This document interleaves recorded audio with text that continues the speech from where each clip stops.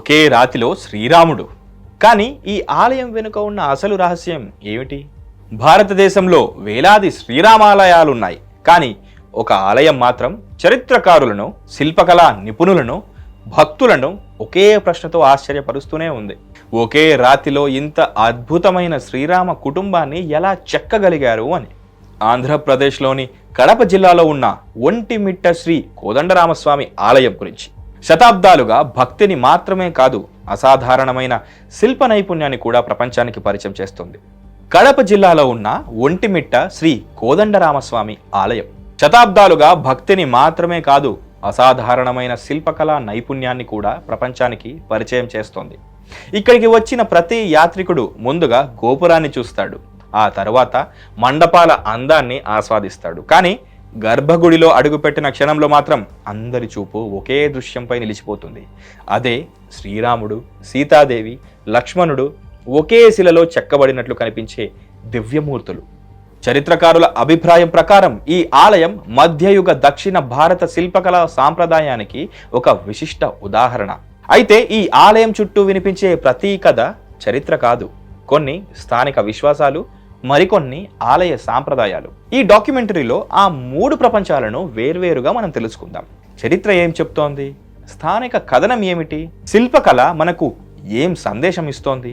కానీ ఇంకా ఆశ్చర్యపరిచే విషయం, ఈ ఆలయానికి ఒంటిమిట్ట అనే పేరు ఎలా వచ్చింది?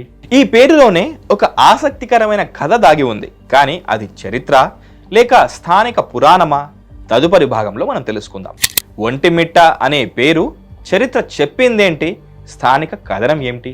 ఒక ప్రాచీన ఆలయాన్ని అర్థం చేసుకోవాలంటే ముందుగా దాని పేరుని మనం అర్థం చేసుకోవాలి. ఒంటిమిట్ట ఈ పేరు గురించి రెండు భిన్నమైన కోణాలు వినిపిస్తాయి.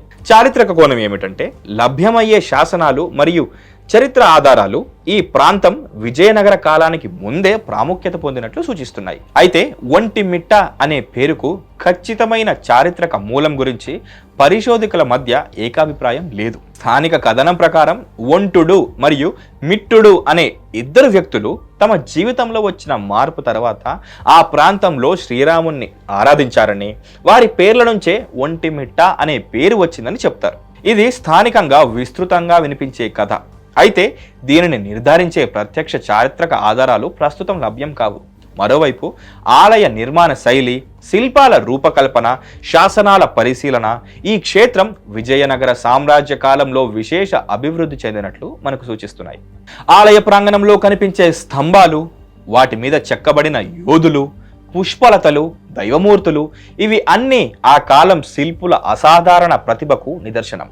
కానీ ఈ ఆలయాన్ని ప్రపంచవ్యాప్తంగా ప్రత్యేకంగా నిలబెట్టింది దాని పేరు మాత్రమే కాదు, దాని గోపురం కూడా కాదు, గర్భగుడిలో ఉన్న ఆ మూడు దివ్యమూర్తులు. వాటి గురించి తెలిసినప్పుడు ఈ ఆలయాన్ని మీరు మరో కోణంలో చూడడం ప్రారంభిస్తారు. ఒకే శిలలో శ్రీరాముడు, సీతమ్మ, లక్ష్మణుడు. ఇది కేవలం కళాఖండమా లేక దాగి ఉన్న ఆధ్యాత్మిక సందేశమా? అసలు రహస్యం ఇప్పుడు ప్రారంభమవుతుంది. ఒకే శిలలో శ్రీరామ కుటుంబం శిల్పుల అద్భుతమా లేక ఆధ్యాత్మిక సందేశమా? ఒంటిమిట్ట ఆలయంలో గర్భగుడిలో అడుగుపెట్టిన క్షణం ప్రతి భక్తుడి చూపు ఒకే దృశ్యంపై నిలిచిపోతుంది. శ్రీరాముడు, ఆయన ఎడమవైపు సీతాదేవి, కుడివైపు లక్ష్మణస్వామి, మూడు దివ్యమూర్తులు ఒకే శిలతో మలచబడినట్లు కనిపించే ఈ విగ్రహ సముదాయం ఈ ఆలయానికి అత్యంత విశిష్టమైన ఆకర్షణ. చరిత్రకారులు మరియు కళా పరిశోధకుల అభిప్రాయం ప్రకారం ఇది మధ్యయుగ దక్షిణ భారత శిల్పకళలో అత్యంత నైపుణ్యంతో రూపొందించబడిన ప్రతిమా సముదాయాలలో ఒకటిగా పరిగణించబడుతోంది. ఒకే రాతి బండలో మూడు మూర్తుల నిష్పత్తులు, వారి భంగిమ, ఆభరణాల సూక్ష్మత, వస్త్రాల మడతలు, ముఖాల్లోని ప్రశాంతత ఇవన్నీ శిల్పుల అసాధారణ ప్రతిభను మనకు తెలియజేస్తాయి. అయితే ఈ విగ్రహాల గురించి మరో ఆసక్తికరమైన విషయం కూడా వినిపిస్తుంది. స్థానిక సాంప్రదాయం ప్రకారం ఈ దివ్యమూర్తులను దర్శించిన భక్తుడు ఒక కుటుంబాన్ని చూసినట్లుగా ఐక్యత, ధర్మం, కరుణ అనే మూడు విలువలను గుర్తు చేసుకుంటాడని విశ్వసిస్తారు. ఇది ఒక ఆధ్యాత్మిక భావన. దీనిని చారిత్రక వాస్తవంగా కాకుండా భక్తి సాంప్రదాయంగా మనం చూడాలి. శాస్త్రీయంగా పరిశీలిస్తే ఇంత పెద్ద ఏకశిలా ప్రతిమను చెక్కడానికి శిలను ముందుగా ఎంపిక చేయడం, దాని బలం అంచనా వేయడం, చెక్కే క్రమాన్ని ఖచ్చితంగా ప్రణాళిక చేయడం, చిన్న పొరపాటు కూడా లేకుండా పని పూర్తి చేయడం అత్యంత క్లిష్టమైన ప్రక్రియ. ఒక చిన్న పగులు వచ్చినా మొత్తం శిల్పమే దెబ్బతినే ప్రమాదం ఉండేది. అయినా శతాబ్దాలు గడిచిన ఈ దివ్యమూర్తులు ఇప్పటికీ తమ శోభను నిలబెట్టుకుంటున్నాయి. కానీ ఈ ఆలయంలోని ఆశ్చర్యం గర్భగుడితో మాత్రమే ముగియదు. బయటకు వస్తే ప్రతి స్తంభం, ప్రతి మండపం, ప్రతి శిల్పం ఇంకో కొత్త కథను మనకు చెప్తూ ఉంటాయి. ఈ రాతి స్తంభాలపై చెక్కిన ప్రతి ఆకారం ఒక రహస్య భాషలా మనకు కనిపిస్తుంది. ఆ భాషను అర్థం చేసుకుంటే విజయనగర శిల్పుల అసలు గొప్పతనం మనకు తెలుస్తుంది. విజయనగర శిల్పుల కళా వైభవం, రాతిలో శాశ్వతమైన చరిత్ర. ఒంటిమిట్ట ఆలయం కేవలం పూజా స్థలం మాత్రమే కాదు, ఇది దక్షిణ భారత శిల్పకళకు ఒక జీవంతమైన గ్రంథం. ఆలయ మహామండపంలోకి అడుగు పెడితే భారీ రాతి స్తంభాలు, వాటిపై చెక్కిన పుష్పలతలు, యాలీ రూపాలు, నర్తకులు, యోధులు, దైవమూర్తులు, ప్రతి శిల్పం ఒక కళాకారుడి సహనాన్ని, నైపుణ్యాన్ని మనకు ప్రతిబింబిస్తాయి. చరిత్రకారుల అభిప్రాయం ప్రకారం ఈ ఆలయంలో కనిపించే నిర్మాణ లక్షణాలు విజయనగర శిల్ప సాంప్రదాయాన్ని స్పష్టంగా ప్రతిబింబిస్తాయి. ఎత్తైన గోపురం, విశాలమైన ప్రాకారం, సమతుల్య నిష్పత్తులతో నిర్మించిన మండపాలు ఆ కాలం స్థపతుల ఇంజనీరింగ్ నైపుణ్యాన్ని తెలియజేస్తాయి. ఆలయ ప్రాంగణంలో లభించిన శాసనాలు కూడా ఈ క్షేత్రానికి వివిధ రాజులు, స్థానిక పాలకులు అందించిన దానాలు, సేవలను ప్రస్తావిస్తున్నాయి. ఈ శాసనాలు ఆలయ చరిత్రను అర్థం చేసుకోవడంలో పరిశోధకులకు ముఖ్యమైన ఆధారాలుగా నిలుస్తున్నాయి. మరో ఆసక్తికరమైన విషయం ఈ ఆలయ నిర్మాణంలో సహజ కాంతి వినియోగం. ఉదయం, సాయంత్రం సూర్యకాంతి మండపాల గుండా లోపలికి ప్రవేశించే తీరు శిల్పాల అందాన్ని మరింత ఆకర్షణీయంగా చూపిస్తుంది. ఇది కేవలం అందం కోసం మాత్రమే కాదు, ఆ కాలం స్థపతులు కాంతి, గాలి, స్థల వినియోగాన్ని ఎంత శాస్త్రీయంగా అర్థం చేసుకున్నారో కూడా తెలియజేస్తుంది. అయితే ఈ ఆలయాన్ని కేవలం చరిత్రతోనే అర్థం చేసుకోలేం. శతాబ్దాలుగా ఇక్కడికి వచ్చే భక్తులు కొన్ని ప్రత్యేక అనుభూతుల గురించి చెప్తూ ఉంటారు. అవి చరిత్రలో నమోదు కాలేదు, శాస్త్రం వాటిని నిర్ధారించలేదు, కానీ భక్తి ప్రపంచంలో అవి ఇప్పటికీ జీవిస్తూనే ఉన్నాయి. రాజులు నిర్మించిన ఈ ఆలయాన్ని భక్తుల విశ్వాసం ఎలా సజీవంగా ఉంచింది? ఒంటిమిట్టకు వచ్చే యాత్రికులు చెప్పే ఆ అనుభవాలు తదుపరి భాగంలో తెలుసుకుందాం. శ్రీరాముని సన్నిధిలో భక్తులు చెప్పే అనుభవాలు. ఒక ఆలయాన్ని కేవలం రాతి గోడలు మాత్రమే గొప్పదిగా చేయవు.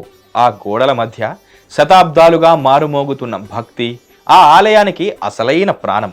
ఒంటిమిట్టలో కూడా అదే అనుభూతి కలుగుతుంది. తెల్లవారుజామున మొదటి ఘంటానాదం వినిపించగానే భక్తుల అడుగులు ఆలయ ప్రాంగణం వైపు సాగుతాయి. ఎవరో పరీక్షల్లో విజయం కోసం, ఎవరో కుటుంబ సౌఖ్యం కోసం, మరికొందరు కేవలం శ్రీరాముని దర్శనం కోసం మాత్రమే వస్తారు. ఆలయ సాంప్రదాయం ప్రకారం శ్రీ కోదండరామ స్వామిని భక్తి శ్రద్ధలతో దర్శిస్తే మనస్సుకు ప్రశాంతత లభిస్తుందని, ధర్మ మార్గంలో నడిచే శక్తి కలుగుతుందని విశ్వసిస్తారు. ఇవి స్థానిక విశ్వాసాలు మరియు వ్యక్తిగత ఆధ్యాత్మిక అనుభవాలు. వాటిని చారిత్రకంగా లేదా శాస్త్రీయంగా నిర్ధారించడం సాధ్యం కాదు. అయితే దాదాపు ప్రతి యాత్రికుడు ఒకే విషయం చెప్తాడు: ఈ ఆలయంలో ఒక ప్రశాంతమైన నిశ్శబ్దం ఉంటుంది అని. ఆ నిశ్శబ్దం మనసులోని ఆందోళనను నెమ్మదిగా తగ్గించినట్లు అనిపిస్తుందని చాలామంది భావిస్తారు. శ్రీరాముడు భారతీయ సంస్కృతిలో కేవలం ఒక దేవుడు మాత్రమే కాదు, ధర్మానికి ప్రతీక, ఆదర్శ రాజు, ఆదర్శ కుమారుడు, ఆదర్శ భర్త, ఆదర్శ స్నేహితుడు. అందుకే ఒంటిమిట్టకు వచ్చే భక్తులు కోరికలు కోరుకోవడమే కాదు, జీవితంలో సరైన నిర్ణయాలు తీసుకునే బలం కూడా ప్రసాదించాలని ప్రార్థిస్తారు. ప్రతి సంవత్సరం శ్రీరామనవమి సమయంలో వేలాది మంది భక్తులు సీతారామ కళ్యాణంను దర్శించడానికి తరలి వస్తారు. ఆ దివ్య వాతావరణం, వేద మంత్రాలు, మంగళ వాయిద్యాలు, పుష్పాల అలంకరణ మొత్తం ఆలయాన్ని త్రేతాయుగాన్ని గుర్తు చేసేలా మార్చేస్తాయి. కానీ ఈ ఆలయ మహిమ భక్తి అనుభూతులతో మాత్రమే ముగియదు. ఈ ఆలయ నిర్మాణంలో శాస్త్రవేత్తలను కూడా ఆశ్చర్యపరిచే అంశాలు దాగి ఉన్నాయి. శతాబ్దాల క్రితం నిర్మించిన ఈ ఆలయంలో కాంతి, గాలి, దిశలు, శిల్పకళ అన్నీ ఒకే ప్రణాళికలో ఎలా కలిశాయి? వాస్తు, ఇంజనీరింగ్, శిల్పకళ ఒంటిమిట్టలో దాగి ఉన్న శాస్త్రీయ అద్భుతాలు. ఒంటిమిట్ట ఆలయాన్ని దూరం నుంచి చూస్తే అది ఒక అందమైన దేవాలయంలో మనకు కనిపిస్తుంది. కానీ వాస్తు శాస్త్ర దృష్టితో పరిశీలిస్తే ఇది ఒక అద్భుతమైన నిర్మాణ ప్రణాళిక. ఆలయ ప్రవేశ ద్వారం నుంచి గర్భగుడి వరకు ప్రతి భాగం ఒక నిర్దిష్ట క్రమంలో నిర్మించబడింది. ప్రాకారం, మహామండపం, అంతరాలయం, గర్భగుడి భక్తుని ప్రయాణాన్ని, బాహ్య ప్రపంచం నుంచి ఆధ్యాత్మిక కేంద్రీకరణ వైపు తీసుకెళ్లే విధంగా రూపకల్పన చేసినట్లు వాస్తు నిపుణులు విశ్లేషిస్తారు. మరో విశేషం ఈ ఆలయంలోని స్తంభాలు. వాటిని గమనిస్తే ఏ రెండు స్తంభాలు కూడా పూర్తిగా ఒకే విధంగా మనకు అసలు కనిపించవు. ప్రతి స్తంభంపై వేర్వేరు శిల్పాలు, వేర్వేరు అలంకరణలు, వేర్వేరు కథనాలు. ఇది ఆ కాలం శిల్పులు ఒకే నమూనాను పునరావృతం చేయకుండా ప్రతి భాగానికి ప్రత్యేక గుర్తింపునిచ్చారని సూచిస్తుంది. మండపం పైకప్పులను పరిశీలిస్తే సమాన బరువు పంపిణీ, దృఢమైన రాతి కలయిక, భారీ స్తంభాల సమతుల్యత ఆ కాలపు ఇంజనీరింగ్ నైపుణ్యాన్ని మనకు తెలియజేస్తాయి. మరో ఆసక్తికరమైన అంశం సహజ కాంతి వినియోగం. పగటి సమయంలో ద్వారాల గుండా లోపలికి వచ్చే కాంతి గర్భగుడి పరిసరాలను మృదువుగా ప్రకాశింపజేస్తుంది. ఇది విద్యుత్ లేకుండా ఆధ్యాత్మిక వాతావరణాన్ని సృష్టించే నిర్మాణ జ్ఞానానికి ఒక ఉదాహరణ. చరిత్రకారుల అభిప్రాయం ప్రకారం విజయనగర స్థపతులు అందం మాత్రమే కాదు, దీర్ఘకాలిక స్థిరత్వాన్ని దృష్టిలో పెట్టుకుని ఆలయాన్ని నిర్మించేవారు. అందుకే శతాబ్దాల వర్షాలు, గాలులు, కాల పరీక్ష అన్నింటినీ తట్టుకొని ఈ ఆలయం ఇప్పటికీ తన వైభవాన్ని నిలబెట్టుకుంది. కానీ ఒంటిమిట్ట కథలో ఇంకా అత్యంత భావోద్వేగభరితమైన అధ్యాయం మిగిలే ఉంది. ప్రతి సంవత్సరం ఈ ఆలయం ఎందుకు లక్షలాది మంది భక్తులతో నిండిపోతుంది? రాష్ట్ర వ్యాప్తంగా శ్రీరామనవమి వేడుకలకు ఒంటిమిట్ట ఎందుకు అంతటి ప్రాధాన్యం పొందింది? శ్రీరామనవమి రోజున ఒంటిమిట్ట ఒక ఆలయం మాత్రమే కాదు, భక్తి సముద్రంగా ఎలా మారుతుందో ఈ చివరి భాగంలో మనం తెలుసుకుందాం. శ్రీరామనవమి ఒంటిమిట్ట భక్తి సముద్రంగా మారే రోజు. సంవత్సరంలో చాలా రోజులు ఒంటిమిట్ట ప్రశాంతంగా ఉంటుంది. గోపురం మీదుగా వీచే గాలి, రాతి మండపాల్లో వినిపించే అడుగుల శబ్దం, దూరంగా వినిపించే ఆలయ ఘంటానాదం అంతా ఒక ప్రశాంతమైన ఆధ్యాత్మిక వాతావరణాన్ని సృష్టిస్తాయి. కానీ ఒక్క రోజు మాత్రం ఈ ఆలయం పూర్తిగా మారిపోతుంది. అదే శ్రీరామనవమి రోజున. ఆ రోజున తెల్లవారుజామున నుంచే వేలాది మంది భక్తులు ఒంటిమిట్టకు చేరుకోవడం ప్రారంభిస్తారు. పూలతో అలంకరించిన వీధులు, వేద ఘోషలు, మంగళ వాయిద్యాలు, జై శ్రీరామ్ నినాదాలు ఆలయాన్ని భక్తి సముద్రంగా మార్చేస్తాయి. ప్రత్యేకంగా శ్రీ సీతారామ కళ్యాణోత్సవం ఈ క్షేత్రంలోని అత్యంత వైభవమైన ఉత్సవాలలో ఒకటి. ఆలయ సాంప్రదాయం ప్రకారం ఈ కళ్యాణాన్ని దర్శించడం శుభప్రదమని భక్తులు విశ్వసిస్తారు. ఆంధ్రప్రదేశ్ ప్రభుత్వం కూడా అనేక సంవత్సరాలుగా రాష్ట్ర స్థాయి శ్రీరామనవమి ఉత్సవాలను ఈ ఆలయంలో నిర్వహించడం వల్ల ఒంటిమిట్టకు మరింత విశిష్ట స్థానం లభించింది. ఈ సందర్భంగా దేశంలోని వివిధ ప్రాంతాల నుంచి భక్తులు తరలివస్తారు. వృద్ధులు, యువకులు, చిన్నారులు కుటుంబాలుగా శ్రీరాముని దర్శించుకోవడానికి గంటలు గంటలు తరబడి నిరీక్షిస్తారు. అక్కడ కనిపించే దృశ్యం ఒక సాధారణ ఉత్సవంలా ఏమాత్రం ఉండదు. అది శతాబ్దాలుగా కొనసాగుతున్న సాంప్రదాయం ఇప్పటికీ ఎంత సజీవంగా ఉందో తెలియజేసే ఆధ్యాత్మిక వేడుక. మరో విశేషం ఉత్సవాల సమయంలో అన్నదాన కార్యక్రమాలు, వేద పారాయణాలు, హరికథలు, భజనలు, భక్తి సంగీతం ఈ ఆలయాన్ని ఒక మహా ఆధ్యాత్మిక కేంద్రంగా మార్చేస్తాయి. కానీ ఈ ఉత్సవాలన్నిటికంటే గొప్పది ఈ ఆలయం భక్తుల మనస్సుల్లో నాటిన ఒక సందేశం. ఆ సందేశమే ఒంటిమిట్టను ఒక దేవాలయం నుంచి ఒక జీవంతమైన సాంప్రదాయంగా మార్చింది. రాతి శిల్పాలు, రాజుల చరిత్ర, భక్తుల విశ్వాసం ఇవన్నీ చివరికి ఒకే సందేశాన్ని చెబుతున్నాయి. ఆ సందేశమే ఒంటిమిట్ట యొక్క అసలు మహిమ. ఒంటిమిట్ట చెప్పే శాశ్వత సందేశం.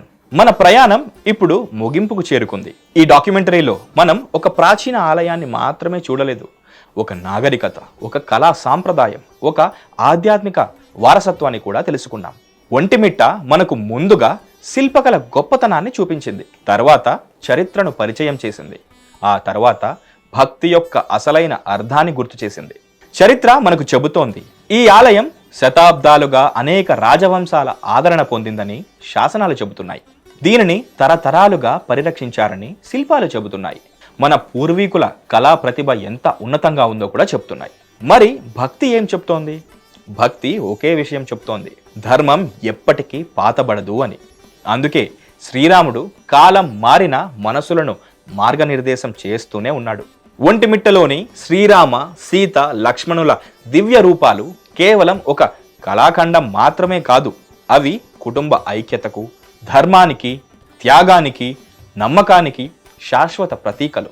అందుకే ఈ ఆలయానికి వచ్చే ప్రతి యాత్రికుడు కేవలం దర్శనం చేసి మాత్రమే వెళ్ళడు. ఒక ఆలోచనను, ఒక విలువను, ఒక ప్రశాంతతను తనతో పాటు తీసుకెళ్తాడు. బహుశా అదే ఒంటిమిట్ట అసలు రహస్యం. అది రాతిలో చెక్కబడిన శిల్పాల్లో కాదు, మనసులో చెక్కబడే ధర్మంలో ఉంది. అందుకే ఈ ఆలయం శతాబ్దాలు గడిచిన భక్తులను మళ్ళీ మళ్ళీ తన వైపు పిలుస్తూనే ఉంది. ఇలాంటి మరిన్ని దేవాలయ రహస్యాలు, చరిత్రలో దాగి ఉన్న అద్భుత విశేషాలు, పురాణాల వెనుక ఆసక్తికరమైన కథనాల కోసం ఆహా భక్తిను సబ్స్క్రైబ్ చేయండి. వీడియో నచ్చితే లైక్ చేయండి, షేర్ చేయండి, మీ అభిప్రాయాన్ని కామెంట్ సెక్షన్లో తెలియజేయండి. మరో అద్భుతమైన దేవాలయ రహస్యంతో త్వరలో మళ్ళీ కలుద్దాం. జై శ్రీరామ్. నేను మీ మహేష్.